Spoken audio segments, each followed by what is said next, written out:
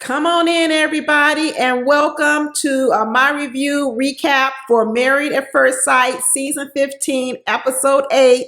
And this video is going to be for Krysten and Mitch. I do separate videos on all the other couples. At the end of this video, click above here and you'll be able to watch the other videos of the other couples. And I even do the after party. But welcome to my channel. My name is Deborah, and I love to review Married at First Sight. And this couple right here, Krysten and Mitch, I got a question for y'all. I know Mitch told all of us that there is a no plastic in the future. He said, no plastic allowed. What I want to know is, are there eggshells in the future, Mitch? Because if there are no eggshells, where the heck is Krysten gonna walk? Because right now, Krysten is walking on a bed of eggshells. And as long as she does that, they're gonna be just fine. But the minute she decides she wants to walk on solid ground, all this stuff gonna fall apart. You know, Mitch is looking a lot better. He's saying all the right things. He's happy. He's doing all these things. But you got to ask yourself, is he like a little kid that's happy because he's eating a bunch of candy and a bunch of ice cream, getting high off the sugar? And the minute you take it away, everything else is going to explode. Because that's what I feel about Mitch. Mitch is looking good right now because he's getting everything he wants. But what happens when she starts stepping up and starts asking some things from herself?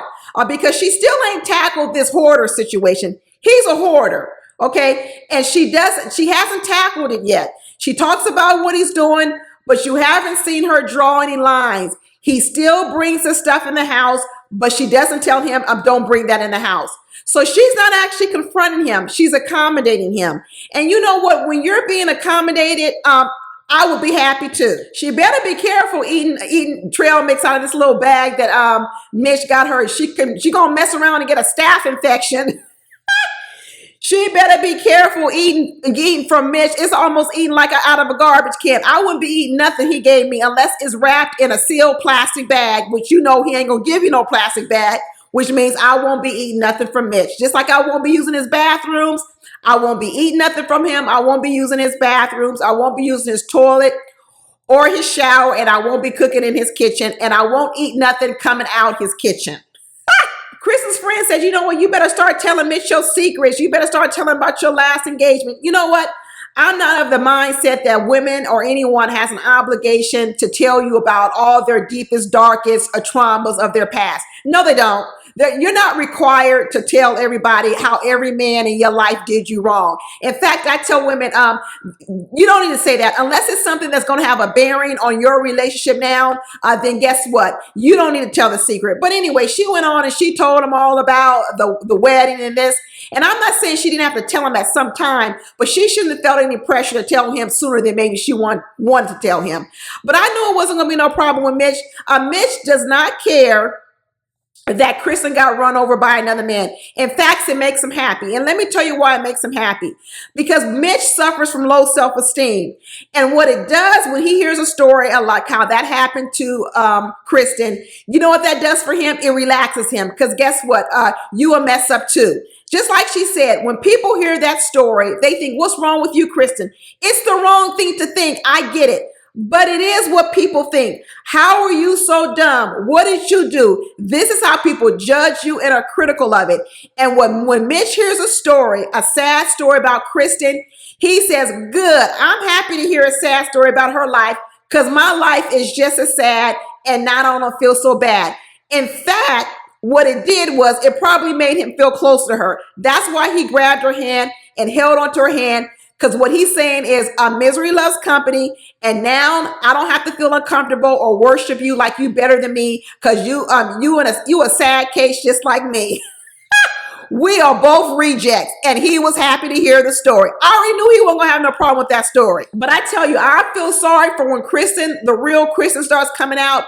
Because let me tell you, they did not meet in the middle on this party. How do you go from a Parisian theme with a charcuterie board and French wine to a retro futuristic party with some Jello shots that aren't even Jello because they didn't even get refrigerated because she got to run around and got to get stainless steel cups to put them in.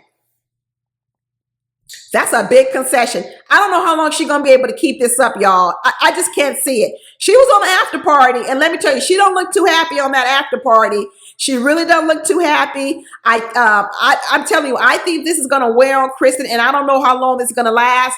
Just like she said, her friend said, they saw none of Krysten in this party. Now, remember, Krysten was the sorority girl. Krysten was, she's corporate. She's all these things. So to go from there to where she is now with Mitch, this is a big leap. And here's the thing. He is just not into plastic. It's just almost like marrying a vegan. It's one thing to marry a vegan. It's another thing where that vegan then says, no one else can come into my house with a piece of meat. That's what he said. He said, not only am I vegan, you can't come into my house eating no bacon, no piece of meat, no ham sandwich, no turkey sandwich. He is quite a fanatic with this plastic thing to a whole nother level.